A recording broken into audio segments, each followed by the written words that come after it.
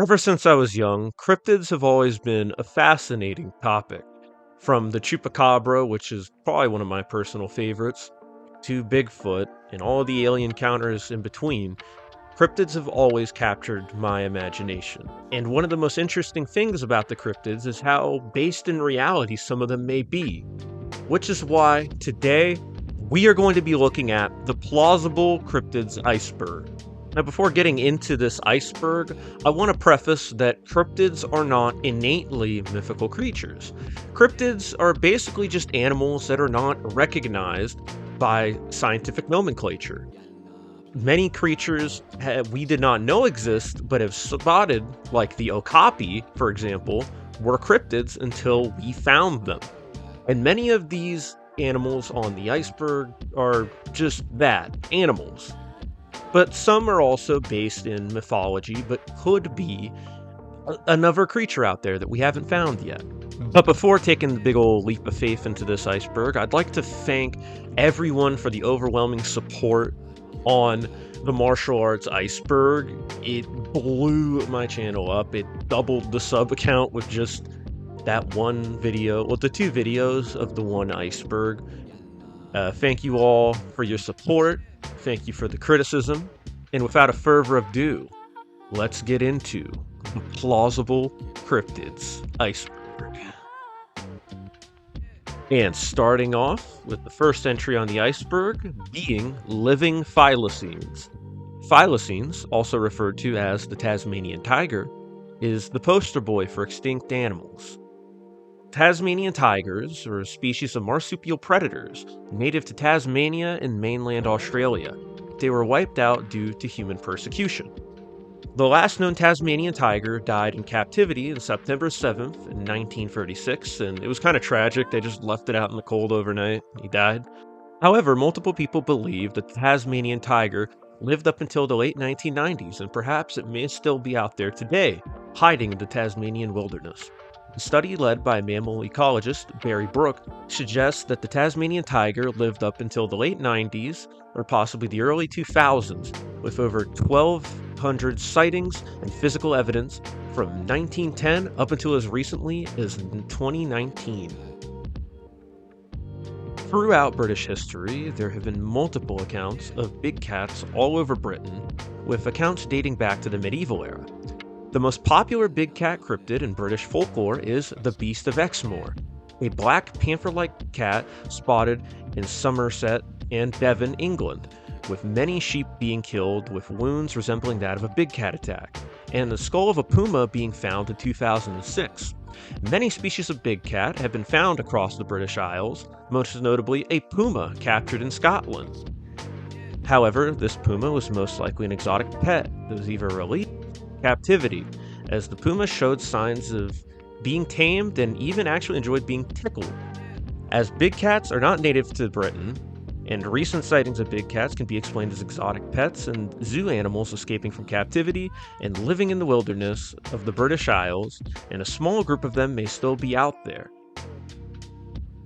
Orang Pendek is an ape-like cryptid said to live in Sumatra and referred to as the Sumatran Bigfoot, reportedly standing in at 5 foot tall. The Orang Pendek has been spotted by the forest tribes, villagers, Dutch colonists, and Western researchers that inhabit the island for at least the past 100 years. Local Sumatran folklore speaks of a ghost-like creature known as the Hantu Pendek, traveling in groups of 5 to 6, carrying small axes and feeding mostly on yams, animals, and sometimes lone hunters unfortunate enough to be ambushed. There are many theories on what the Orang Pendek may be, if it is real. However, of course, one theory is that it is a human relative or a missing link, the typical Bigfoot explanation, or it could be an offshoot of a species of orangutan or gibbon isolated due to an eruption of the Lake Toba volcano. The orangutan theory is most interesting because recently a new species of orangutan was discovered south of the Lake of Toba, so there might be a bunch of unidentified little ape dudes running around. Phantom kangaroo sightings are a phenomenon where kangaroos, wallabies, or creatures resembling them have been spotted in places where they should not be. many sightings of phantom kangaroos are real kangaroos or wallabies that escaped from zoos in the local area, such as a group of wallabies that was found in Staffordshire, England, after escaping captivity in the 1930s, and a series of kangaroo sightings and police hunts in the American Midwest in the 1970s. Now, not all of these kangaroo sightings are actual kangaroos or wallabies surviving out in the wild. In 1831, two sailors claimed to have seen a 30-foot tall, you heard me right, kangaroo near a small cove off the coast of New Zealand. In 1937, in Tennessee, a kangaroo-like beast was reported by witnesses killing and eating ducks, geese, and dogs. Now, of course, obviously these two cases faced a lot of ridicule, even for their time, but escapes of kangaroos and wallabies have happened, and that small group of wallabies out in England, they might still be out there today. Now, I'm pretty sure most of us know how huge anacondas can get, with the green anaconda, the largest snake in the world, reaching lengths of up to 30 feet and weighing up to 550 pounds. However, the giant anaconda takes us to the next level, with reported lengths of 50 to 100 feet long. Tribes native to the Amazon River basin told tales of colossal snakes taking down entire groups of hunters. A report from Colonel Percy Fawcett reportedly shot a 62-foot snake, but couldn't bring it on the boat with him due to its massive size. Several other reports document snakes reaching up to 150 feet long and wiping out large cattle-sized animals. Now, these massive sizes may be exaggerations of huge green anaconda sightings. However, the elusive nature of the Amazon River basin and the amount of reports from people all throughout history suggests that the giant anaconda may be out there, swimming and lurking in the Amazon rainforest. Now, next up we have the giant squid, and I know this entry is talking about the mythical giant squids that we have all seen in maritime legends and depictions of the ocean. However, I do want to talk about the actual species of the giant squid, as it within itself has been a cryptid for a very long time. The giant squid is, well, a giant squid, reaching lengths of up to 40 feet long. The only evidence of their existence were the scars on sperm whales and partial remains washing up on shore, and of course the reports of sailors. Giant squids lived in the folklore of maritime legend until 2002, when a live adult washed up on Goshiki Beach in Japan. Japanese scientists would go to a sperm whale hunting ground in 2004 and would take the first photograph of a live giant squid in the wild. The legends of giant squids pulling down boats may lurk in the realm of legend, yet the giant squid lurks in the real oceans, and possibly the squids reported may even be real, under the waves. The Easern Cougar is a subspecies of cougar, proposed in 1946 and declared extinct in 2018 by the U.S. Fish and Wildlife Services. However, this subspecies was never officially recognized by the Canadian Wildlife Service. The Easern Cougar subspecies refers to cougars found of the eastern side of North America, with exception of a small group of cougars native to Florida, because of course it's Florida. Everything's got to be in Florida. It is very possible that the subspecies, if you recognize it, may still maintain its historical territories. There have been efforts to reintroduce cougars into historic territories with western cougars, but it is also possible that western cougars settled in eastern areas, like already. And also, I kind of want to throw it in here because big cats are going to come up later. Cougars, pumas, they're all the same thing. And starting tier 2 of the iceberg, we have the Queensland Tiger. The Queensland Tiger, not to be confused with the Tasmanian tiger, is a cat-like, debatably marsupial cryptid living in Queensland, Australia. The dog-sized predator, also known as the Yari, is theorized to be a surviving descendant of Thylacines, an extinct genus of lion-like carnivoric marsupials. The Yari has been reported by indigenous tribes and early settlers since the 1870s onwards. Though chalking sightings up to being Thylacine sightings be simple, the Yari is consistently described as more of a cat than a thylacine, and although it is likely that settlers could make the mistake that this is a Tasmanian tiger, I don't think the natives that lived in Australia for thousands of years would make such a mistake, especially given they've seen so many of these things. The Mapinguari is in sort of a situation that the Chupacabra is, where the name could refer to multiple separate cryptids. So, on that note, we aren't going to talk about the Cyclops like creature with a gut mouth and weird feet that make it impossible to track, or even Brazilian Bigfoot, only may a little, but instead I'm going to focus on a surviving species of giant ground sloth. The David Oren depiction of a Mapinguari from 1993 is a 6-foot bipedal cryptid with a muzzled mouth, backwards feet, long claws, and reddish brownish or blackish colored fur. A depiction that resembles a giant ground sloth. Even depictions like the backwards footprints and reddish fur matches preserved remains of giant ground sloth specimens. It is supported by pendants created from ground sloth bones, depicting human interactions with the Mapinguari devouring humans, possibly inspired by hunters killing giant ground sloths. Fun fact, giant ground sloths actually will eat meat, however it's usually scraps left by big cats and wolves. I'll expand on the theorized survival of ground sloths because sloths come up a lot, and the Bigfoot comparison could even be a misidentification of these sloths, and often Bigfoot experts kind of just map a lot of furry creatures all together and think, oh, it's a Bigfoot. However, to be a little fair, that's kind of what a lot of sloth theorists like to do too. We'll get more on that later in the iceberg.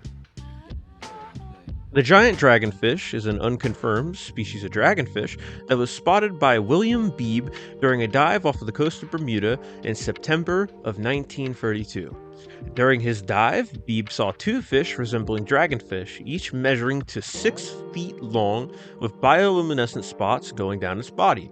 Dragonfish look pretty scary as is, but they aren't that big, with the largest known dragonfish, the obese dragonfish, it's kind of rude, reaching lengths of 55 centimeters, just under a foot.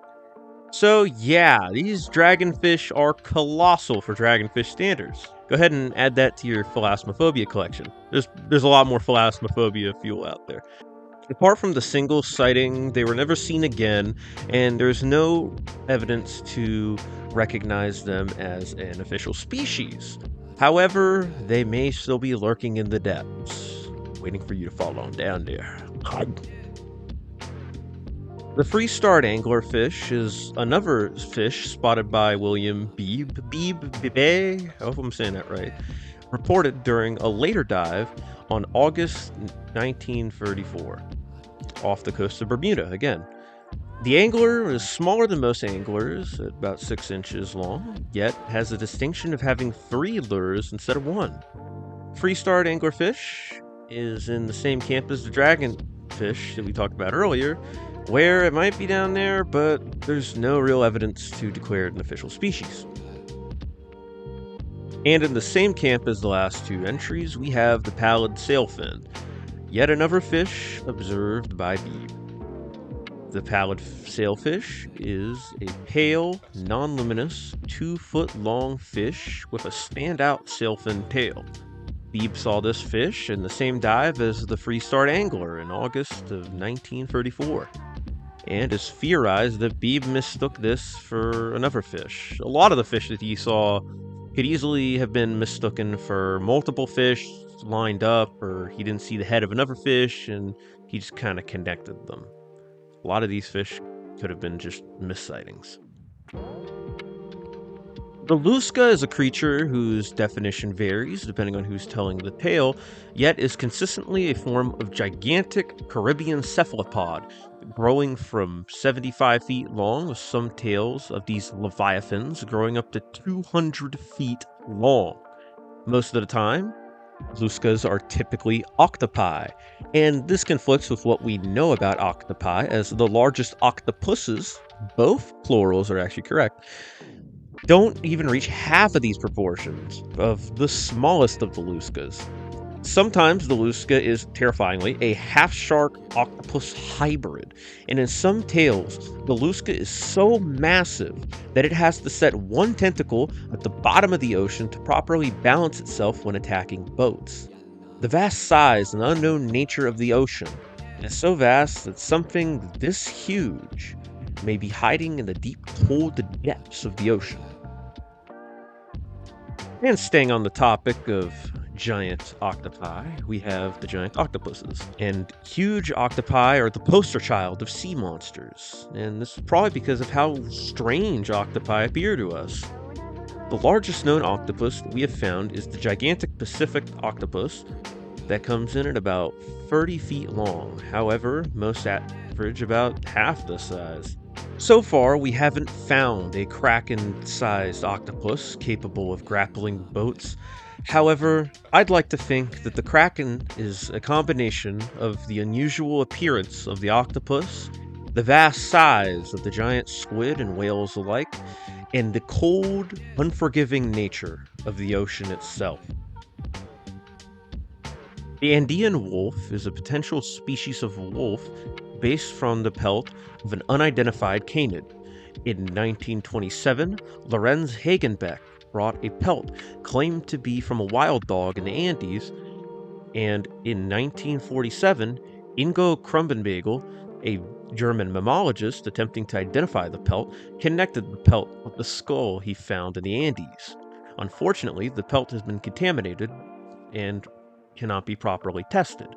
But a long-standing theory is that the pelt belongs to a German shepherd and the skull belongs to a maned wolf. However, maybe there is a species of wolf or wild dog lurking in the Andes Mountains. The Marozi is an African big cat cryptid thought to be a subspecies of lion, lion hybrid, or distinct species of feline altogether. Also known as the spotted lion, the Marozi, native to the Kenyan mountains of Aberdare, it is covered in spots resembling juvenile lions, along with dark manes. The pelt of an alleged Marozi was even collected by Michael Trent in 1931. The leading theory is that the Marozi is a lepon, a leopard-lion hybrid. However, it is possible that this could be a distinct species of lion altogether.